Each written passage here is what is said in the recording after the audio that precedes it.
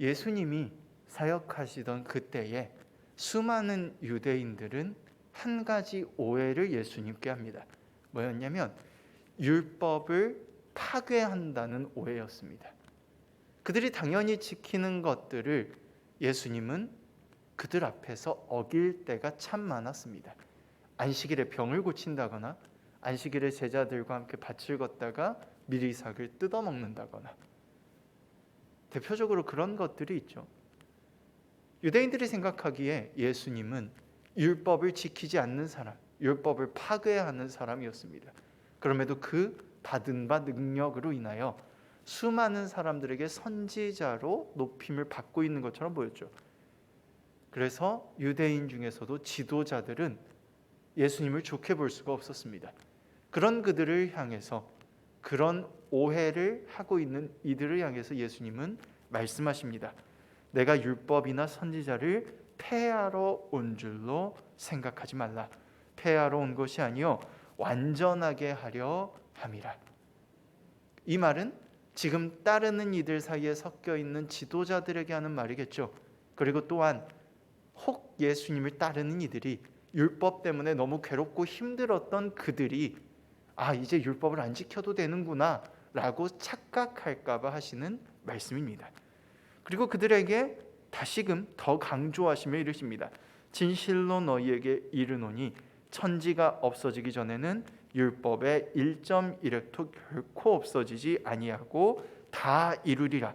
그러므로 누구든지 이 계명 중에 지극히 작은 것 하나라도 버리고 또 그같이 사람을 가르치는 자는 천국에서 지극히 작다 일컬음을 받을 것이요 누구든지 이를 행하며 가르치는 자는 천국에서 크다 일컬음을 받으리라. 단 하나도 빠지지 않고 마지막 그때까지 다 이루어질 거라고 말씀하시면서 하나라도 빠뜨리고 가르치면 안 된다고 말씀하십니다. 그런데 이 부분도 다소 오해가 있을 수 있는데 그 뒤에 그것의 반대로 나오는 것이 이를 행하며 가르치는 자는 이라는 것입니다. 단순히 율법을 덜 가르치거나 더 가르치는 게 중요한 게 아니라 내가 가르치는 그 사람이 행해야 한다는 거죠. 그가 행하며 가르칠 때 비로소 그것이 온전한 율법이 된다는 말을 하고 계신 겁니다. 그러면서 눈앞에 있는 모든 이들에게 말합니다. 특별히 민족의 지도자들이 아닌 율법 때문에 힘들었던 이들을 향해서 참 아픈 말씀을 하십니다. 내가 너희에게 이르노니 너희 의가 서기관과 바리새인보다 더 낫지 못하면 결코 천국에 들어가지 못하리라. 지금 예수님을 따르는 대부분의 사람들은 연약한 사람들입니다. 율법을 지키고 싶어도 지킬 수 없는 사람들입니다. 안식일에 일하지 않으면 내일 먹고 살지 못하는 사람들입니다. 병에 걸려서 안식일에 성전에 회당에 들어가지 못하는 사람들입니다. 사람들에게 손가락질 받는 세리와 죄인들, 장녀들이었습니다. 소외된 사람들, 아픈 사람들이었고 그들은 율법에 의해서 유대 민족으로부터 소외받은 사람들이었습니다. 그런 그들에게 굉장히 잔인하게도 예수님께서 서기관과 바리새인보다 너희 의가 더 낫지 않으면, 너희가 더 바르게 살지 않으면 천국에 들어갈 수 없어라고 말씀하시는 겁니다. 그러면 이렇게만 두면 말씀이 너무 무거워지잖아요. 그리고 마치 주님께서 따라다니는 그 약한 이들에게 교훈을 주신 게 아니라 너희 천국에 못 들어가 라고 단호하게 끊어버린 것처럼 보이잖아요. 우리 다시 한번 살펴봅시다. 중요한 것, 가장 중요한 게 무엇이냐면요, 사실은 17절입니다. 율법이나 선지자를 폐하러 온 것이 아니라 완전하게 하려고 왔다라는 겁니다. 도대체 무엇이 완전해지는 율법인가? 행하는 것은 그 완성의 일부분에 포함된 겁니다. 행해라 라는 게 핵심이지만 율법의 완성에 포함된 내용이에요. 그러면 예수님이 도대체 왜 율법을 폐하는 게 아니라 완성하러 왔다고 하시는지 한번 이야기를 나눠봅시다. 유대인들은요, 두려웠어요. 처음 하나님께 언약을 받고 모세를 통해서 세부적인 율법들을 받습니다. 그런데 언약도 그렇고 모세가 말한 율법도 그렇고 너무나도 단순한 몇 가지만을 말하고 있습니다.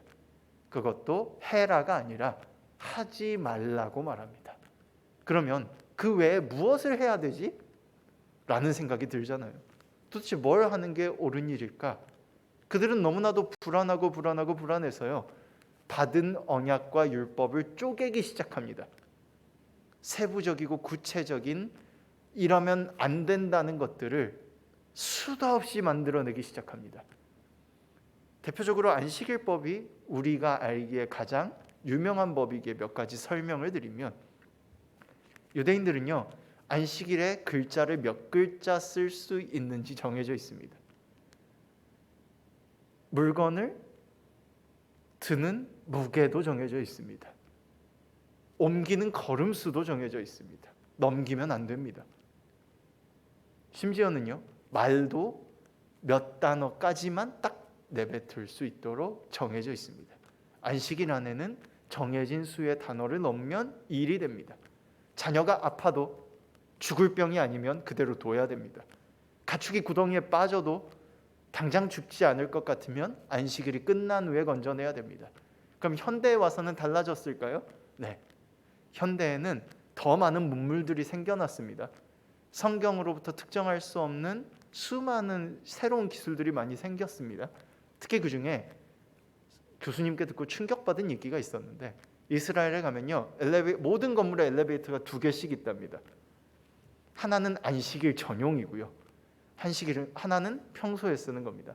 안식일 전용은요, 버튼을 누르지 않아도 모든 층에 열리고 왔다 갔다 합니다. 계속. 왜? 버튼을 누르는 걸 일이라고 규정했어요. 그런데 평소에 쓰는 엘리베이터는 그럼 안식일에 꺼놔야 되잖아요. 문제가 있습니다. 외국인들이 이스라엘에 들어와서 살고 있는 겁니다. 그들은 안식일법을 지키지 않습니다. 그들은 버튼을 눌러도 상관없습니다. 그러니까 어떤 문제가 생겼냐면, 외국인이 엘리베이터 앞에 서 있으면 유대인들이 와서 뒤에 쭈르륵 선답니다.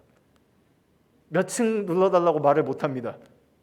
몇 층 눌러달라고 말하면 단어 수와 상관없이 누르게 하는 일을 하게 된 거잖아요. 그래서 몇 층 눌러달라고 말을 못해요. 턱짓으로 이렇게 눈치를 줍니다. 그러면 그 외국인이 손가락을 이렇게 하면서 몇 층에서 끄덕이는지 봐서 눌러준답니다. 그럼 도대체 안식일법이 왜 있습니까? 왜 그런 일이 생겼는지 아까 설명드렸어요.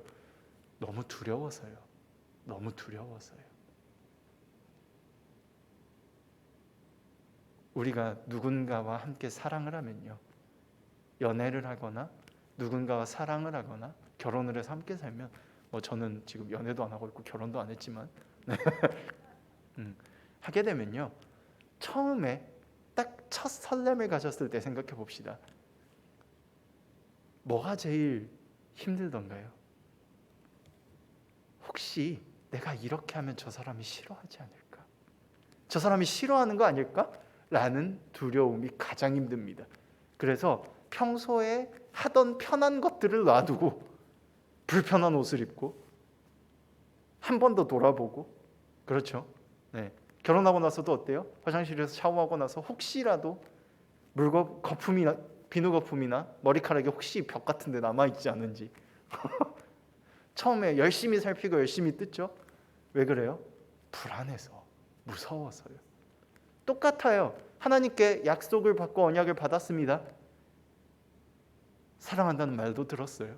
내가 너희의 하나님이 되겠다는 말도 들었습니다. 그래서 율법을 주셨어요. 그런데 너무 불안하고 두려운 겁니다.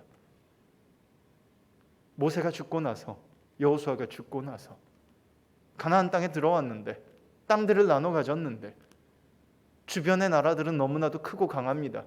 사람들은 너무 강력하고 이길 수 없을 것만 같습니다. 하나님께 버림받으면 끝장날 것 같아요.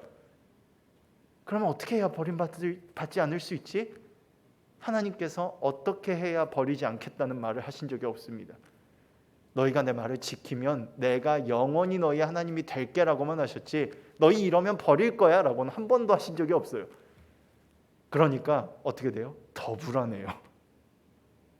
더 불안합니다. 우리 뭐가 있었지? 라고 찾던 중에 율법을 발견합니다. 언약을 발견합니다. 야, 이게 있었어.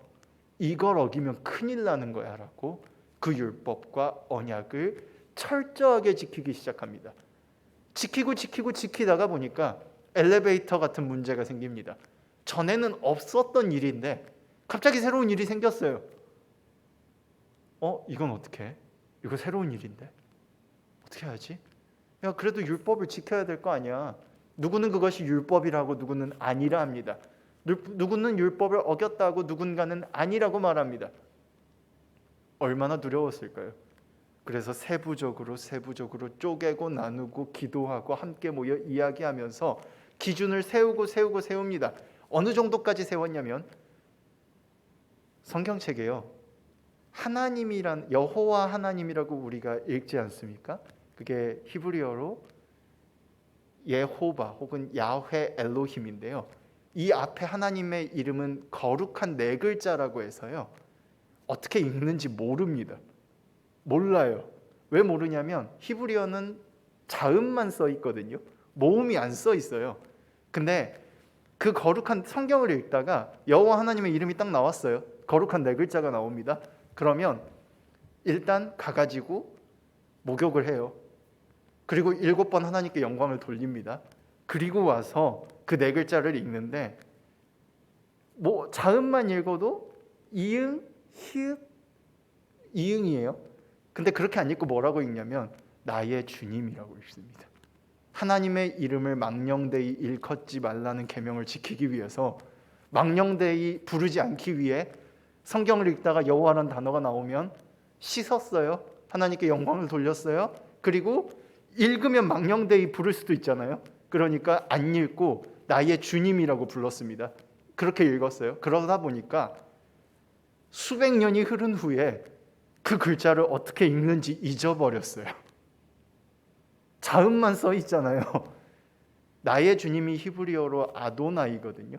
그래서 학자들이 야, 이 글자를 저 사람들은 안 읽어도 학자인 우리들은 읽어야 될 거 아니야 라고 그럼 일단 편의상 자음을 붙이자 갖다가 라고 해서 갖다 붙인 게 아도나이의 자음을 모음을 여호와의 자음에 갖다 붙입니다. 그래서 예호바가 된 거예요. 어떻게 읽는지 아직도 모릅니다. 어쩌다가요? 언약과 율법을 지키려고 너무 노력해서 왜 노력했다고요? 너무 두렵고 무서워서요. 하나님께 버림받을까 봐. 근데 예수님이 율법을 어겼어요. 제자들과 함께 율법 몇 가지를 어깁니다. 심지어 안식일에 죽을 병이 아닌 환자들도 고쳐주시죠. 그러면서 말합니다. 율법의 완성이라고요. 왜일까요? 왜일까요? 잘 생각해 봅시다. 하나님이 율법을 그들에게 언제 주셨습니까? 율법을 지켜서 구원받았나요? 그들은요, 괴로움 속에 있을 때 하나님이 그들을 불러서 구원해 주시고 그들을 구원하신 후에 그들에게 내가 너희를 내 백성으로 삼겠다라고 약속하시면서 언약과 율법을 받았습니다. 율법이 먼저가 아니고요, 구원이 먼저입니다. 사랑이 먼저입니다. 하나님이 그들을 사랑하셔서 삶의 지침으로 너희끼리 다투지 말고 너희끼리 싸우지 말고 너희 사이에 질서를 세우라고 율법과 언약을 주신 거지, 그걸 안 지키면 지옥에 가라고 말하는 게 아닙니다. 그래서 율법을 완성하러 오셨다고 말하는 거예요.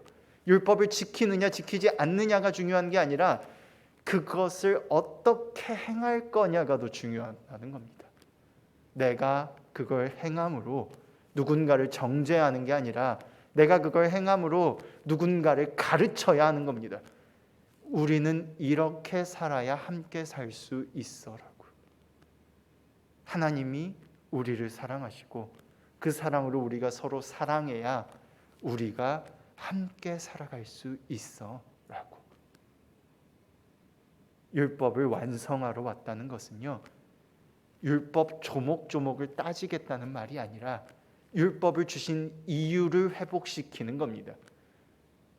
버림받을까 봐, 구원받지 못할까 봐 두려워하는 그들에게 천국은 그런 거 아니야. 하나님이 너희를 사랑하셔서 주시는 거야. 너희의 의가 바리새인과 서기관보다 낫지 않으면 천국에 들어갈 수 없다는 그 말은요, 두려워하지 말라는 겁니다. 하나님의 사랑 안에 거하라는 겁니다. 지금 할 수 있는 그 사랑을 함께 나누고 행하라는 겁니다. 율법의 본래의 의미를 떠올리라는 거예요. 우리도 하나님 안에서 그 사랑을 기억하며 주신 말씀들과 율법들과 깨달음들을 다시금 되새기기를 원합니다. 그것은 지키냐 지키지 못하느냐로 천국에 가느냐 못 가느냐가 갈리는 것이 아니라 그것은 오직 하나님께 달린 것이고요.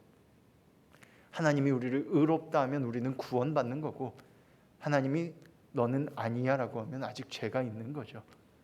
우리는 다 죄인이기 때문에.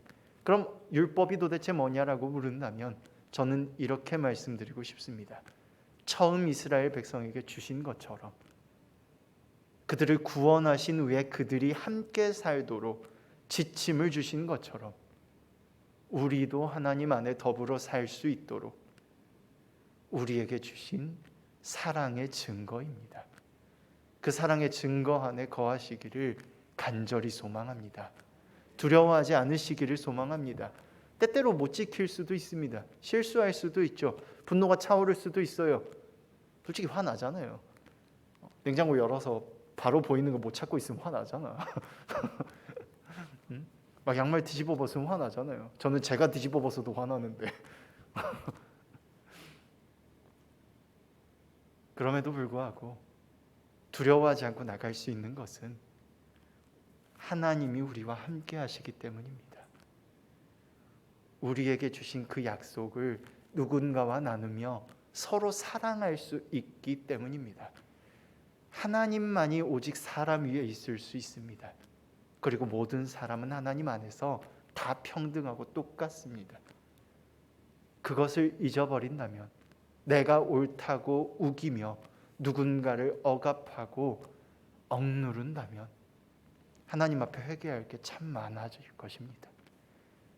하나님이 주신 그 사랑을 기억하며 다시금 언약으로 서로 함께 나누며 서로를 사랑하며 살 수 있는 우리가 되기를 정말 다시 한번 간절히 소망합니다. 기도하겠습니다. 하나님, 이 시간 우리에게 사랑을 주심을 감사합니다. 주님의 사랑을 깨달아 알기 원합니다. 다시금 주님을 만나기 원합니다. 붙잡고 의지하며 걸어가기 원합니다. 두려움을 이기기 원합니다. 함께하여 주시옵소서. 마음에 있는 모든 것들을 주님께 드리오니 받아주시옵소서. 1000번째 예물로 주님께 드렸습니다. 긍휼히 여김을 주시라고 기도드렸습니다. 하나님을 경외하며 살게 해달라고 기도드렸습니다. 또한 1000번째를 마무리할 수 있게 해주셔서 감사하다고 감사 기도드렸습니다. 또한 다른 많은 기도 제목들이 각자의 마음속에 있는 줄 압니다. 그 마음을 들으시고 살펴주시는 주님, 이 시간 함께하여 주시고 붙잡아 주시옵소서. 우리의 사랑을, 주님을 향한 우리의 사랑을 불태워 주셔서 더욱 간절히 타오르게 하셔서 그 뜨거움으로 누군가에게 따뜻함을 전하게 하여 주시옵소서. 붙잡아 주시옵소서. 주여, 한번 크게 부르짖고 기도하시다가 돌아가시기를 소망합니다. 함께 기도하겠습니다. 주여,